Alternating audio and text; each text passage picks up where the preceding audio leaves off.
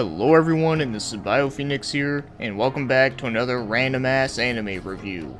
So today we're taking a look at a mecha anime, and that happens to be Rahxephon, which has been recommended to me by a couple of different people, so I figured why not, figured I'd give it a shot, and besides I've never seen it or heard about it in recent years. So without further ado, let's talk about the show's story. So it begins with our main character, Ayato, who happens to live in the town of Tokyo Jupiter. And to sum up quickly, apparently Tokyo Jupiter, everything around it has been destroyed, so they think they are the last ones remaining. Well anyways, the main character in this one, he really loves the arts for that he likes drawing and painting and everything, and he also has 3 good friends. And those people being Minoru, Hiroka, and Mishima. And one day when he was hanging out with his friends, there was a big accident that happened, and he ends up leaving the accident, and then all of a sudden, he ends up meeting some chick who looks like some type of special agent. And she happens to be named Haruka. And a part of the reason why that she's looking for Ayato is because he has the power to pilot a certain mech called the Rahxephon. And it's a powerful weapon that can be used to destroy the Mew. And in case you don't know what the Mew is, to sum it up quickly, is that they're the species that have supposedly destroyed the world, and they want that weapon so they can fight against it. And of course, these beasts actually do have a special power. They can actually infect people by turning their blood blue, which causes them to have some memory loss. So after a bunch of events later, they eventually do escape from Tokyo Jupiter, which is surrounded in a barrier, and once they do get out of it, they realize that, well, the world is not entirely destroyed. I mean, there is some abandoned buildings and towns and such, but there is actually quite a bit of population. So pretty much everything that Ayato knew about his world and where he came from is pretty much a lie. And another thing to add to the craziness is that in Tokyo Jupiter, everything within is slowed down in time. So in Tokyo Jupiter, it was 2015, but in the outside world, it's actually 2028. So he's actually supposed to be a lot older than how he looks. So now being in the outside world, which is not destroyed anymore, it turns out that Haruka ends up working for a government organization called Terra. And their main goal is that they want to break through the barrier and destroy all the monsters. And the crew members at Terra, there's quite a lot of them, so I'm not going to go too deep into it, but there's quite a few of them on there that you do get to know about much later. So pretty much our character Ayato is very confused with everything, for that everything he learnt about during his whole life was a lie, and there's also the fact that he doesn't know exactly who he is and what he's supposed to be. And that sums up the basics of what you need to know. Of course, there's a shit ton of stuff I did not go into, but here's the thing though. I'm not trying to make a whole in-depth analysis on the entire thing. I just want to talk a little bit about it, and hopefully maybe you guys might want to go see it in case you haven't seen it. For that, I always try my best to try to keep these reviews spoiler-free because, not everyone can see everything the day it comes out. But also, I personally think this is one of those animes that it's best to go into it without knowing a shit ton of things about it, because just like I said with the anime Better Man, there's a lot of stuff within this anime that I thought were really interesting, but I think it's worth seeing it for yourself. So that's all I'm going to say about the story for now, so let's get moving on and start talking about the show's animation. And I think the animation is consistently pretty good, for not only does it have a pretty good flow throughout it, but also does have some pretty nice character designs. Well, Ayato's character design is maybe a little bit on the generic side, but I think everyone else's looks good enough for it to actually stand out.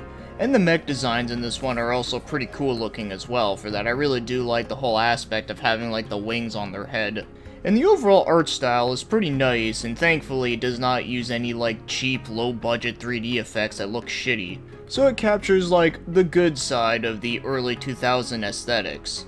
But yeah, overall, I really don't have much complaints with the animation. I think it is actually a pretty good one for its time.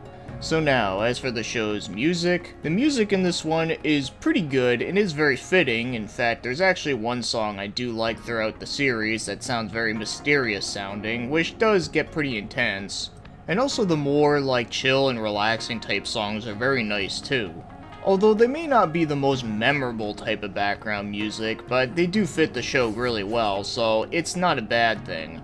And as for the opening and endings, I really love both of them a lot. But as much as I love the opening theme, I kinda like the ending theme just a tad more, but they're both very good and very strong. So as for the voice acting, if you want to watch it in English, is that I actually think the dub on this one is actually really good. So the main character is played by Chris Patton, and I think he did do a great job with this. In fact, I would actually say that this probably is my favorite role that he's ever done, because even though he has done some pretty good roles, he was never one that really stuck out to me as being like a favorite or anything, so it's kind of nice to see him in a main character role, and it's done really well. But then you got other ones that are pretty good as well, being Monica Ryle, Kira Vincent Davis, John Jermillion, Hilary Haig, Tiffany Grant, and Jay Hickman. I all think do a pretty good job. So it's nice to know that this is another good dub where they actually took it very seriously for an anime that actually makes sense for being very serious. So now, as for my overall thoughts on Rahxephon, is that I think this is actually a really good mecha show, and also a really good one for the 2000s era. So I really like the concept of it. I think it's actually pretty interesting. It also has some really good world building, some really great characterizations of characters that, I actually gave a shit about. And there was a few interesting surprises that I was not expecting, which of course I won't go into for the sake of spoilers. But one thing that I thought was pretty amusing though, was that there's a lot of people that actually do say that this anime is kind of a big ripoff of Evangelion. And personally for me, I can see a couple aspects where it does remind me of Evangelion, but I'd say it actually draws more attention to stuff like Megazone 23, or Brain Powered, or even a little bit of Gunbuster. But what's actually really funny about this is that the creator of the series says that none of those things actually inspired this one. So according to the creator, the one that inspired this show was a show called Brave Raideen that came out all the way back in the 1970s. And I never even heard of it until I found out about this, so if it's gonna be kinda like this anime, then there's a chance I might actually like it. But yeah, I just thought it was kind of funny that something totally random that I never heard of before that came out way back in those days was the thing that actually inspired this one. But you know what though, at the end of the day, even if something isn't 100% original, who cares, as long as it's good, right? And yeah, for me personally, I still think this is a really good anime. Yeah, it may take some inspiration from other stuff, but I actually still think it's really good as its own. So if you're a fan of mecha animes and you want something that is more very serious and does have some good world building, then I would recommend this one. The only thing I will say to keep in mind is that, well, as much as I really do like learning about all the different stuff that goes on within this anime, there are some parts that can be a little bit confusing at first, but once you start watching more episodes, then things will kind of start to make sense. So yeah, it's one of those animes that it's probably better to watch a couple episodes in a day if you can. But personally, I can say that at least this show does not start off slow. I actually thought things actually got really good at the third episode. But I should also mention that there's actually a movie that's also related to this as well, but obviously I haven't seen it. I just finished watching the series right now, but I maybe might check it out at some point. So just like I said about the show Better Man, I do think this is a really good one that not many people talk about, or at least I haven't really heard that much people talk about it. But I do think it was pretty good, interesting, and it was fun to learn about all the stuff within. So if this does sound like it's up your alley, then I would say it's worth a watch. And it's only 26 episodes, so it's not a long one, thankfully.